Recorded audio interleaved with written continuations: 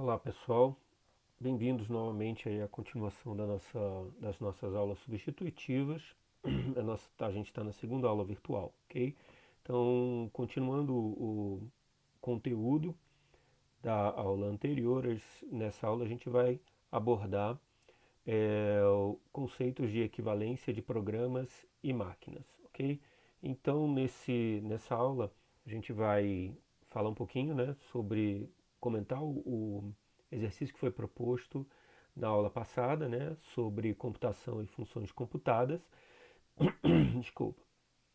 E nessa aula, a gente vai falar sobre a equivalência de programas e e máquinas universais. Especialmente, a gente vai abordar a máquina norma nessa aula e nas próximas aulas outras máquinas, em especial a máquina de Turing.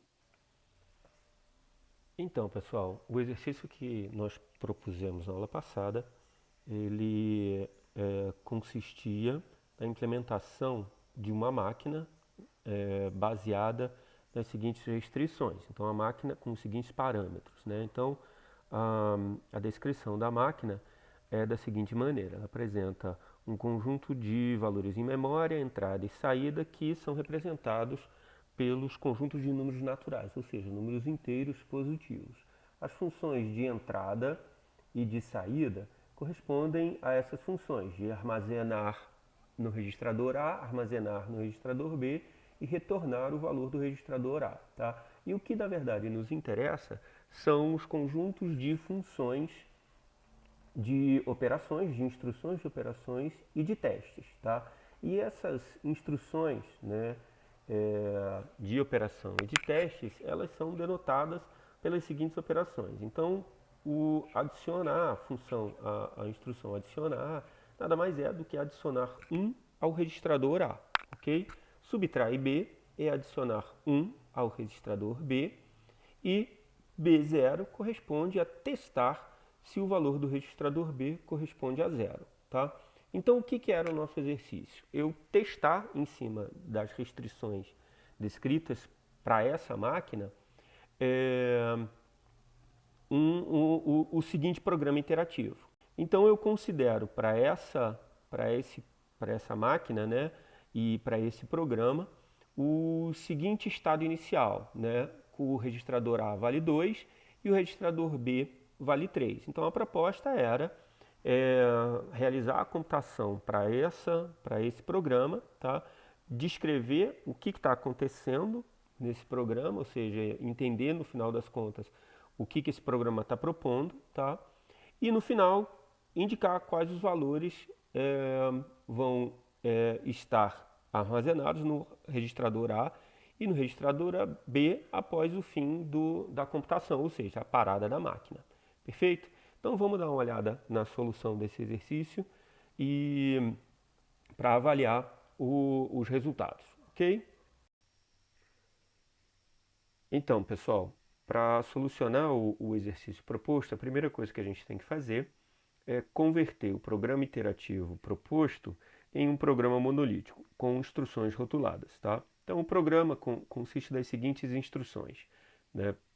Até b igual a faça A recebe A mais 1, adiciona 1 ao registrador, e B recebe B menos 1. Isso aqui é um menos, ok? Ou seja, diminui 1 do registrador. Então, o conjunto de instruções rotuladas referente ao programa monolítico pode ser representado pelas seguintes instruções. Se B igual a 0, então vá para 4, que é a minha instrução final, se não, vá para 2. Na 2, faça, adicione A, vá para 3, e na 3, faça, subtrai B, vá para 1. Lembrando que as instruções adiciona A corresponde a A igual a A mais 1, ou seja, adiciona 1 ao registrador A, e subtrai B corresponde a B igual a B menos 1, ou seja, subtrai 1 do registrador B. Ok? Agora vamos ver como é que fica a computação referente a esse programa. Então, considerando, né, que eu tenho um conjunto de instruções representadas pelo SK e os valores em memória, tá? E para cada instrução, eu vou ter a avaliação do que está acontecendo com os meus dois registradores que eu defini. Perfeito? Então, nessa primeira, nessa primeira condição inicial, no primeiro estado inicial, eu tenho que, na primeira instrução, que corresponde ao teste, os meus dois registradores, eles estão com os valores 2 e 3, respectivamente. Então, o A vale 2 e o B vale 3, desculpa. Então, esse é o estado inicial da minha máquina. Perfeito? Então, na segunda instrução, que é faça, adicione A, vá para 2, ele já realizou a primeira, que foi o teste para verificar se o B é igual a 0. Então, ele verificou que o B não é 0, então ele vai para a segunda instrução, mantendo os mesmos valores nos registradores. Ok? Na terceira instrução, ele realizou já a instrução do rótulo 2, que é adicionar 1 ao registrador A. Né? Então, nessa terceira instrução, o registrador A aparece como atualizado. Porém, o registrador 2 ainda não foi atualizado. Correto? Beleza. Nesse primeiro ponto, a gente terminou um ciclo, ok? E na terceira, que é a instrução que faz a subtração do valor B, eu tenho a indicação para ele voltar para o rótulo 1. No rótulo 1, ele faz o teste. Porém, ele aparece com o registrador B atualizado. Ou seja, ele fez a subtração de 1 no valor B. Então, ele fica valendo 2. Correto? Beleza. Na segunda instrução, ele procede da mesma maneira. A gente tem o valor dos registradores sem alteração, porque foi o teste feito na instrução anterior. E na 3, eu tenho a atualização do registrador A e o registrador B mantém. No próximo looping, em que a terceira instrução mandou ele de volta para o primeiro looping, eu tenho a primeira instrução sendo realizada novamente, mais o registrador B atualizado. Perfeito? Ótimo. Já na segunda instrução, ele não atualiza os valores dos registradores, porque na primeira instrução foi feito um teste, e na sequência ele atualiza o valor do registrador A. Perfeito? Sem atualizar o registrador B. Quando ele passa para o próximo looping, a gente tem a atualização, o teste sendo feito, mas a gente vê o registrador B sendo atualizado para 0. Perfeito? Agora, nesse caso, a gente está nessa instrução e percebe que ele atendeu a instrução, o teste, que foi a verificação do B igual a 0. Ok? Então, o meu registrador B está valendo 0. Nesse caso, ele manda eu ir para a instrução 4. Mas a minha instrução 4 corresponde a uma instrução vazia, ou seja, ele não opera nada, e isso provoca a finalização do meu programa, ou seja, minha máquina parou e a computação foi encerrada. Aí, quais foram as avaliações que a gente fez? Verificar o que esse programa está fazendo. Se eu observar bem, né, os valores iniciais, o estado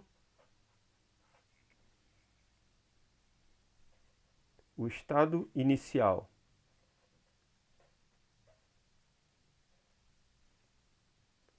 dos meus registradores eram A igual a 2 e B igual a 3, correto? O resultado final do meu registrador A o meu estado final ficou o A valendo 5 e o B valendo 0. Então, qual operação foi feita aqui? Foi uma operação de soma do registrador A com o registrador B. Perfeito? Nesse, o A fica com o valor da soma de A com B. Perfeito? Então, escrevendo melhor aqui, o A corresponde a A mais B. Nesse caso, eu mantenho o valor de A, eu atualizo o valor de A e eu perco o valor de B. Perfeito? Ok, então, pessoal. Então, respondendo as perguntas lá, nós fizemos a computação do, do algoritmo que foi proposto, tá? Verificamos os valores finais, né, dos registradores. O registrador A ficou valendo 5, o registrador B valendo 0, ok? E verificamos que a operação que foi realizada é uma operação de soma dos registradores A, do registrador A com o registrador B.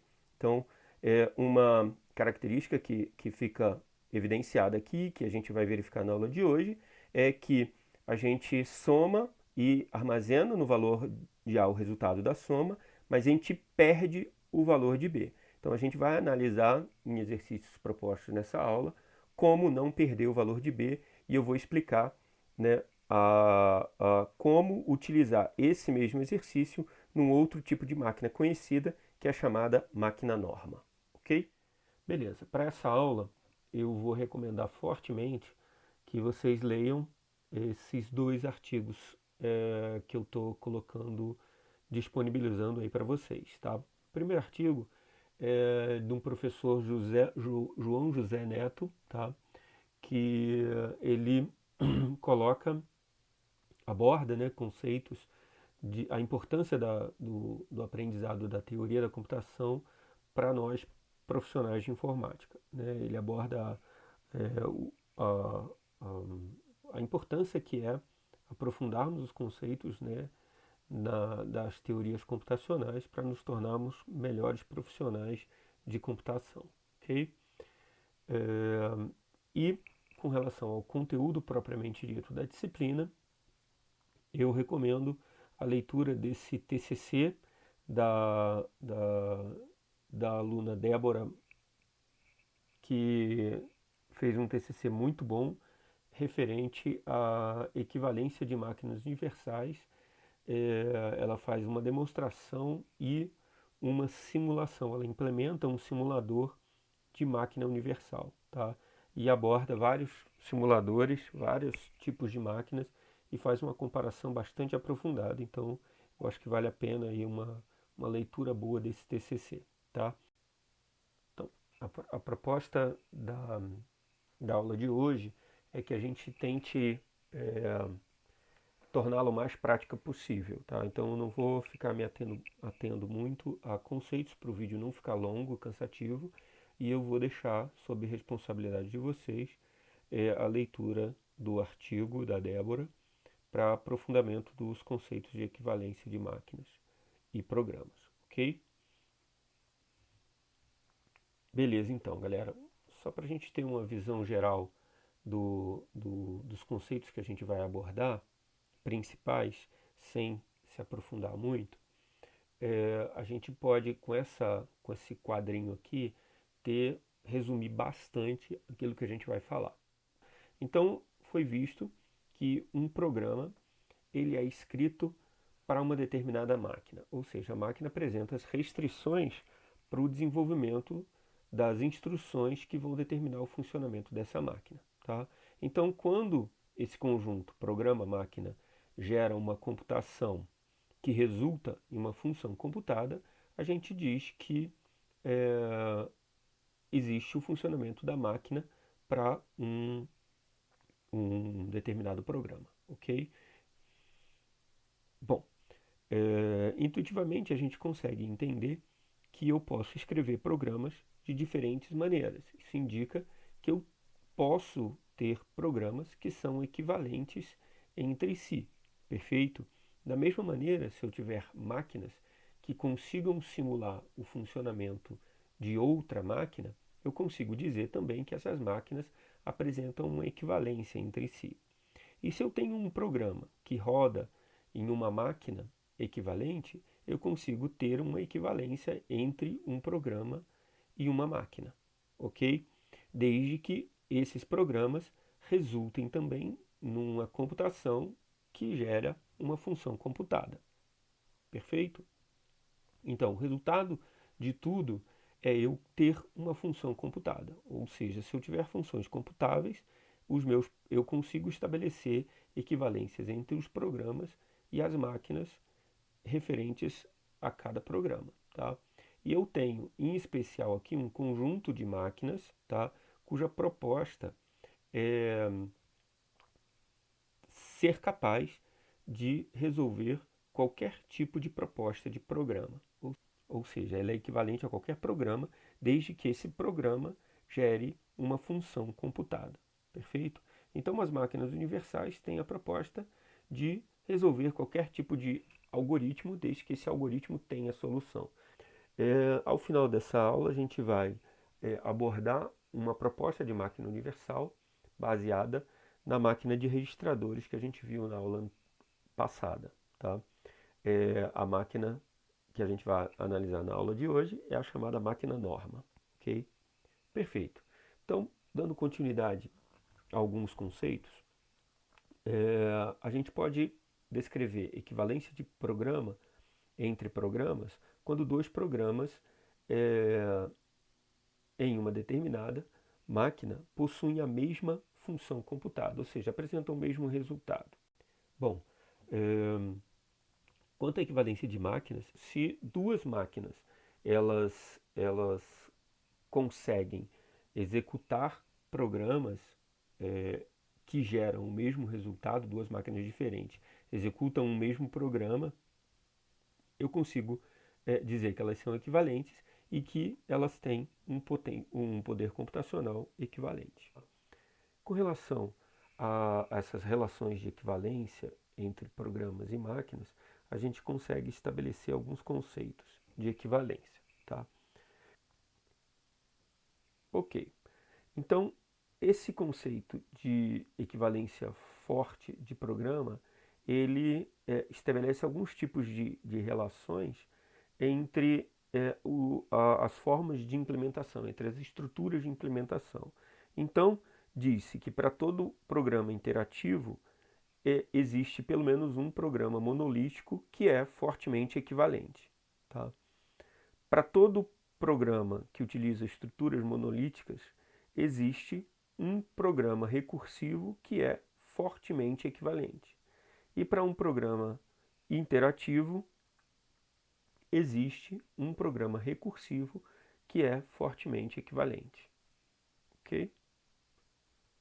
Beleza. Então, voltando àquele quadrinho, a gente viu, na realidade, que a relação de equivalência ela está intimamente relacionada com o resultado, ou seja, com a função computada. Se a função computada for igual para diferentes máquinas e diferentes programas, existe equivalência entre essas máquinas. Tá? Beleza. Nos próximos slides, a gente vai dar ênfase à proposta de máquinas que apresentem, né, soluções universais, né, que são as chamadas máquinas universais. A primeira máquina que a gente vai abordar nesse conceito de máquinas universais é a chamada máquina norma. Tá? A máquina norma ela também é uma máquina de registradores semelhante à máquina de dois registradores que a gente abordou e usou como referência na primeira aula. Né? A diferença dessa máquina com a máquina de dois registradores é que essa máquina, em vez de ter só dois registradores, apresenta um conjunto infinito de registradores, ou seja, de memória, que lhe permite armazenar um conjunto muito maior de valores, ok? Mas ela apresenta um conjunto de instruções bastante restrita, ok? Então, formalmente, a máquina norma, ela também é uma séptupla, tá? Ou seja, ela apresenta um conjunto de valores em memória, tá? Conjunto de valores de entrada, um conjunto de valores de saída, funções de entrada, funções de saída e conjunto de instruções e conjunto de testes, tá? Esses são os atributos que compõem uma máquina, uma máquina norma, ok? Bom, falando de forma um pouco mais clara, né, o que nos interessa para a funcionalidade e implementação de instruções da máquina norma é o conjunto de operações e o conjunto de testes. Resumindo isso que eu acabei de falar, a gente vai ter as seguintes instruções. K é igual a K mais 1, em que K é um determinado registrador. K recebe K menos 1, onde eu tenho a subtração de um determinado registrador. E K igual a 0, onde eu faço a verificação, o teste, se o registrador K é igual a 0. Beleza, então, com essas restrições que são impostas pela máquina norma, é possível realizar qualquer tipo de operação e teste e tratamento de valores numéricos para qualquer tipo de situação. Isso indica e a caracteriza justamente como uma máquina universal. Então a gente tem alguns exemplos de operações utilizando as restrições do funcionamento da máquina norma. Tá? Esses dois exemplos aqui, que é a atribuição do valor zero ao registrador, a um registrador, e a atribuição de um número natural a um registrador, a gente viu na aula anterior, quando a gente fez a implementação dessas duas situações na máquina de dois registradores. Tá? Então o funcionamento desse é exatamente igual ao funcionamento na máquina norma, dado que eu estou utilizando somente um registrador. E a diferença da máquina norma para a máquina de dois registradores é que eu utilizo na máquina norma, posso utilizar na máquina norma, um conjunto infinito de registradores. Já a adição de dois registradores foi exatamente o exemplo que eu pedi para vocês implementarem e que eu descrevi no exercício, na correção do exercício. A outra proposta de funcionamento vai ser o mesmo processo, só que sem perder o valor do B, ok? Então, eu vou implementar a operação da soma de dois registradores, tá? Mas eu vou preservar o valor de B usando um registrador adicional, que é o meu valor C, é o meu registrador C. Então, para isso eu tenho a proposta desse programa interativo, que vai ser explicado a seguir. Ok, pessoal, então o exemplo de programa, né, para realizar a soma de dois registradores, preservando o valor de B, usando um registrador adicional C, pode ser implementado pelo seguinte programa interativo. Beleza. Então, considerando essa estrutura de códigos aqui, os meus valores iniciais são A igual a 1, B igual a 2, C igual a 2. Então, a minha primeira instrução é um teste e ele verifica se C é 0. Tá? Como C não é 0, ele vai para a segunda instrução. Tá? Senão, ele iria para o terceiro looping aqui. Para a terceira instrução, o início do segundo looping. Tá? Então, beleza. Na segunda instrução, nenhum registrador é atualizado, porque foi feito um teste na anterior, correto? E Na instrução 2, ele faz a subtração do valor C e retorna para 1. Então, nessa a gente visualiza a subtração do registrador de 1 do registrador C, tá? Na instrução 1. E nessa instrução é feito um novo teste, os valores são mantidos para a próxima instrução, correto? E manda para a instrução 2. Na instrução 2, os registradores não são atualizados porque foi feito um teste e ele faz a subtração novamente do valor C que é atualizado para a próxima instrução. Nessa próxima instrução, ele verifica que o valor do C é 0, então ele manda para a instrução 3. Na instrução 3,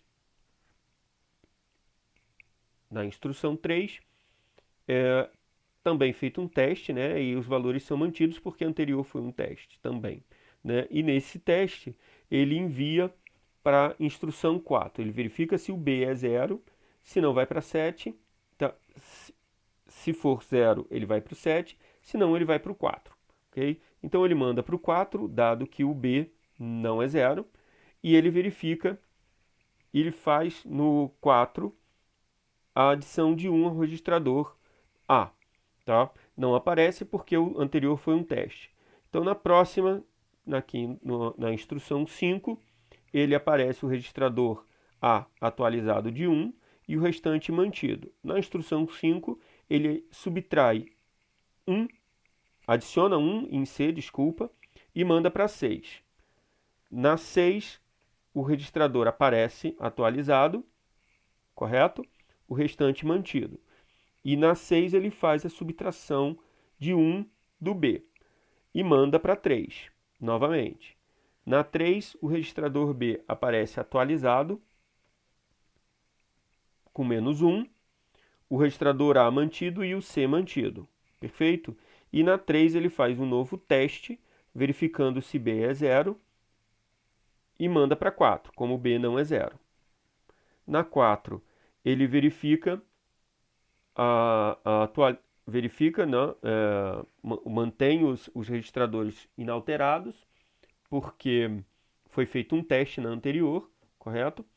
E ele faz a adição do valor A, de 1 ao valor A e manda para 5, correto? Na 5 o registrador aparece atualizado para 3 e ele faz a adição de 1 ao registrador 5 e manda para 6.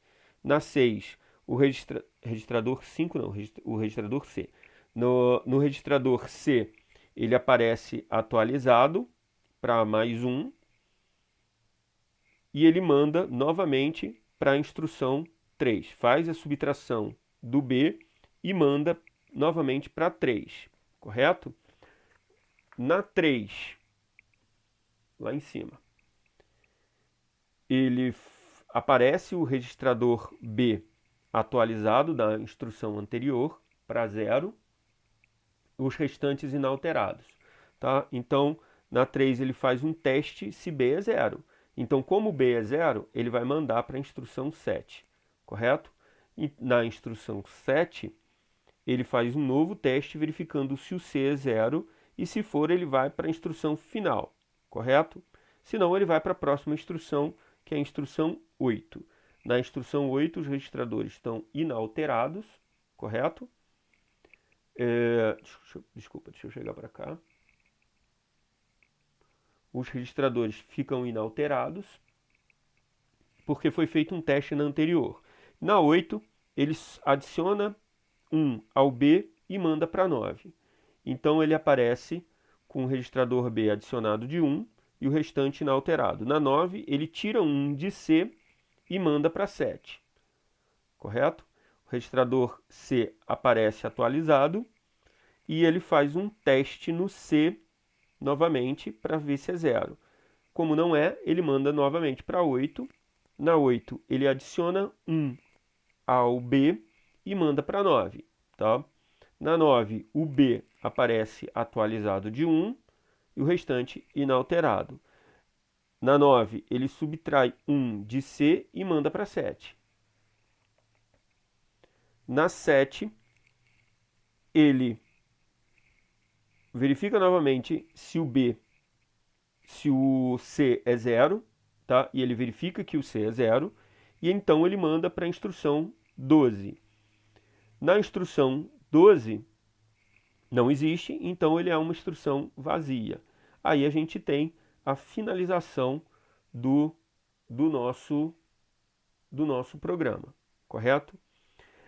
Se a gente observar os valores de A, do registrador A, no final da computação, corresponde ao valor esperado da soma dos valores iniciais, tá?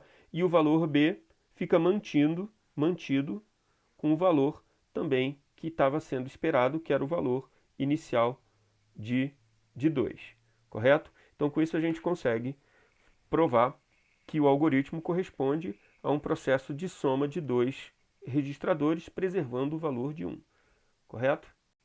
Beleza, pessoal. A partir dessas propostas de operações e testes implementados em máquina-norma, eu não vou mais passar a fazer as instruções rotuladas, porque senão ficaria grande demais e bastante enfadonho. Tá? O objetivo das explicações anteriores foi para o entendimento passo a passo do funcionamento da máquina-norma. Para essa operação, que é a multiplicação de dois registradores, eu implementei um script para exemplificar exatamente esse algoritmo aqui. O funcionamento da máquina-norma, ele só vai permitir esses 3 tipos de operações. Verificação se o registrador é 0, somar 1 ao registrador e diminuir 1 do registrador. Perfeito? Então, eu vou passar aqui para execução, vou mostrar um pouquinho o código que está disponível para vocês baixarem no ambiente virtual, para que a gente dê uma avaliada no funcionamento dessa operação de multiplicação de dois registradores em máquina-norma, ok? O objetivo vai ser mostrar e tentar simular o passo a passo representado nos exercícios anteriores. Tá? Então, eu só vou fazer isso nesse exercício para simular a plotagem, né, de cada passo a passo de atualização dos registradores. Ok? Por isso que tem um monte de prints aqui nessa instrução. Então, esses prints, na verdade, não são necessários caso eu deseje mostrar só o resultado final. Norma multiplicação.py para verificar o resultado. Então, eu sei que talvez esteja pequeno no vídeo, mas aqui eu vou inserir o valor de um registrador A, vou multiplicar 5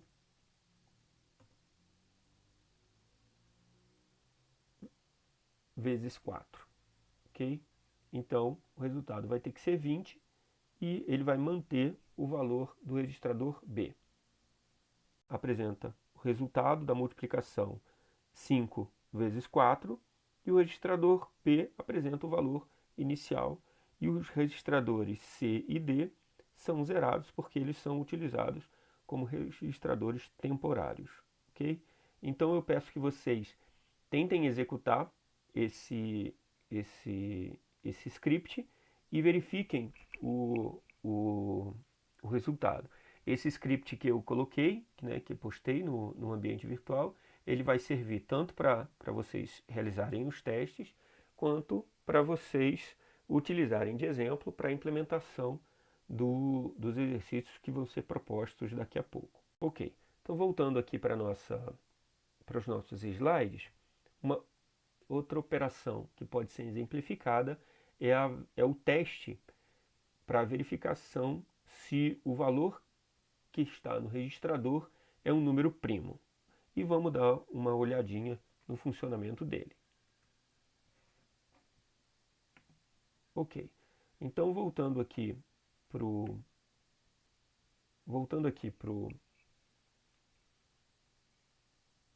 Visual Code, eu tenho aqui implementado já aquele algoritmo que define a verificação se o valor que está no registrador é um número primo ou não.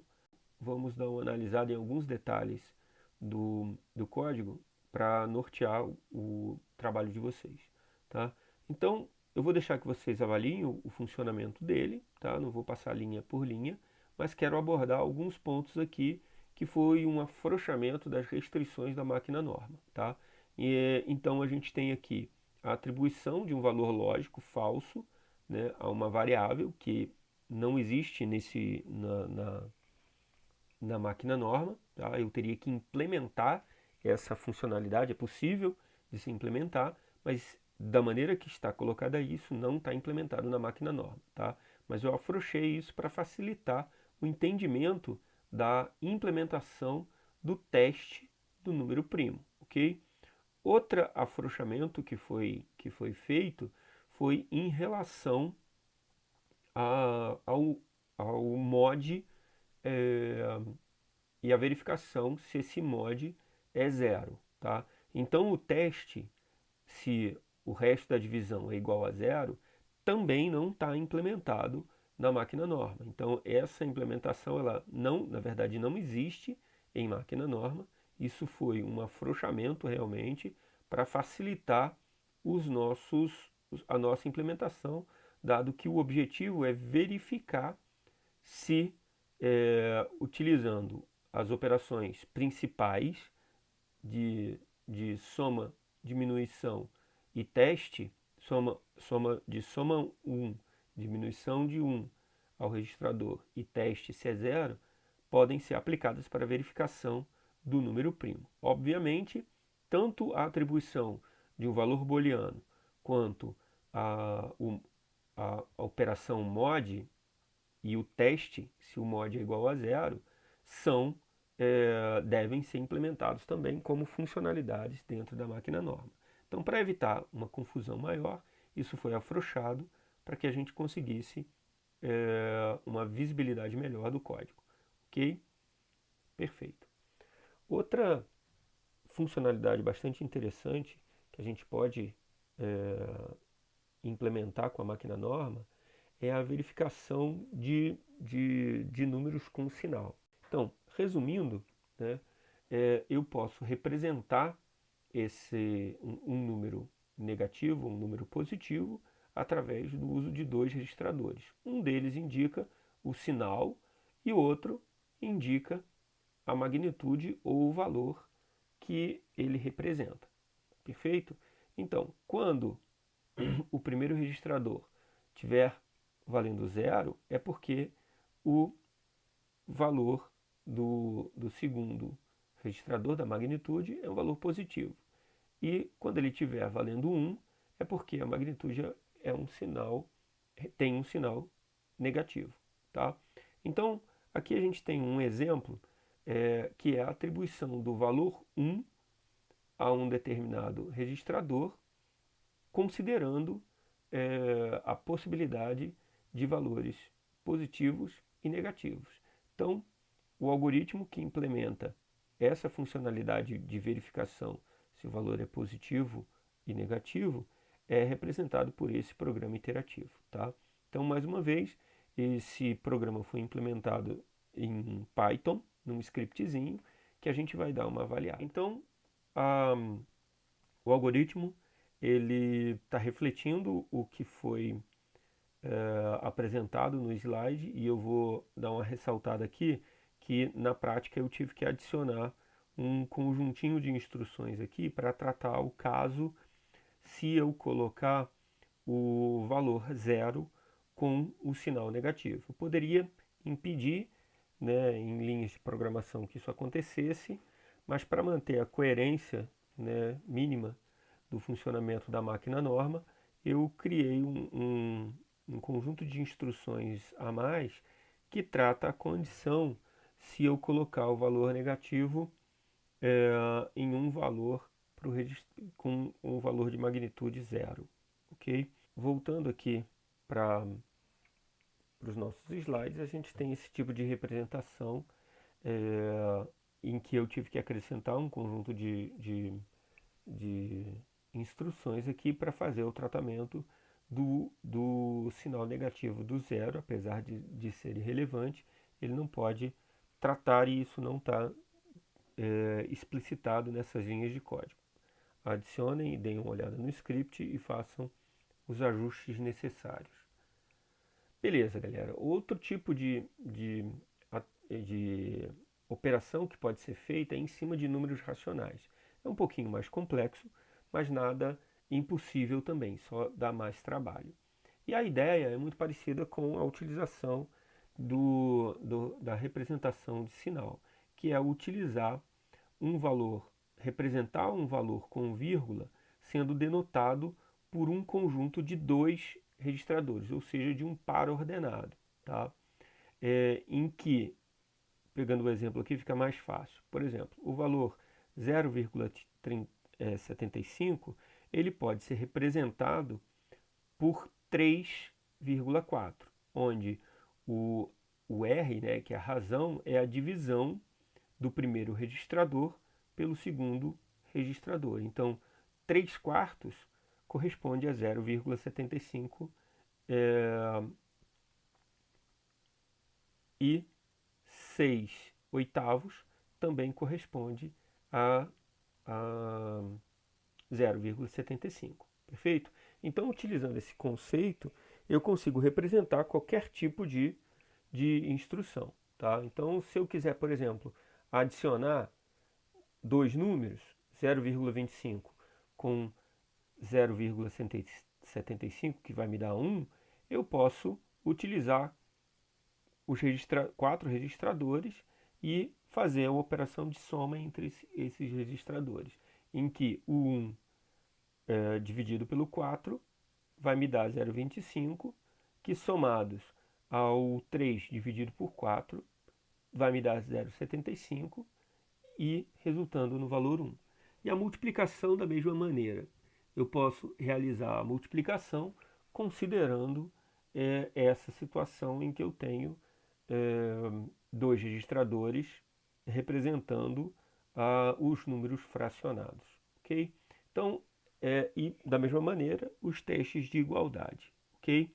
Então eu não vou implementar isso porque não é a ideia de gerar muita complexidade para essas implementações e aumentaria demais os códigos, mas se vocês tiverem interesse, é bastante bacana e vale aí a tentativa, ok? Para a gente fixar esses conceitos, principalmente em relação à implementação da máquina norma, eu vou pedir que vocês implementem, considerando as restrições da máquina norma, em qualquer tipo de linguagem de sua preferência, as seguintes operações.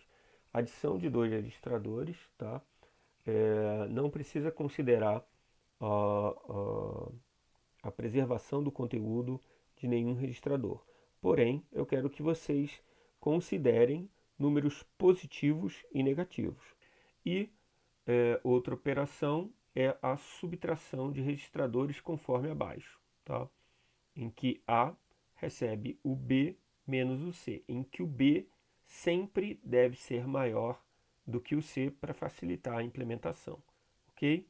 Então outra aqui são realização de testes para você verificar se um registrador A é menor que um registrador B e se um registrador A é menor ou igual a um registrador B. Esses dois testes aí quero que vocês implementem considerando as limitações da máquina norma. E façam a verificação do resto da divisão de dois registradores, ou seja, a implementação daquela instrução mod entre um registrador A e um registrador B, ok? Então lembrem-se que essas implementações elas têm que seguir as restrições impostas pela máquina norma, ou seja, só aquelas 3 instruções possíveis, tá?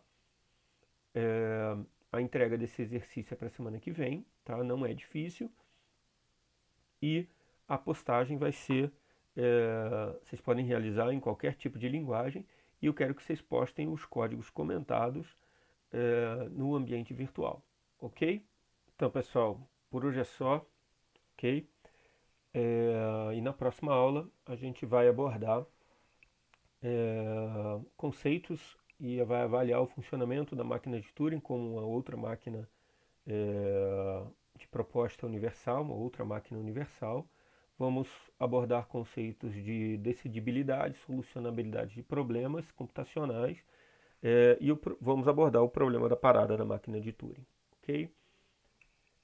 Eu vou nessa próxima quarta-feira na aula a gente vai ter uma sessão do Collaborate disponibilizada lá para vocês. Eu espero que vocês acessem a partir das 6 horas, vai estar disponível, então eu aguardo o acesso de vocês às 6 horas para que a gente converse sobre as implementações que foram feitas, sobre alguns conceitos que foram abordados, sobre os assuntos dessa aula, para que a gente reforce um pouco mais e já trate de problemas da aula que vai seguir. Então eu aguardo vocês na quarta-feira, no horário da aula, no ambiente virtual. Ok? Bom estudo para todos e desejo a vocês aí um bom trabalho.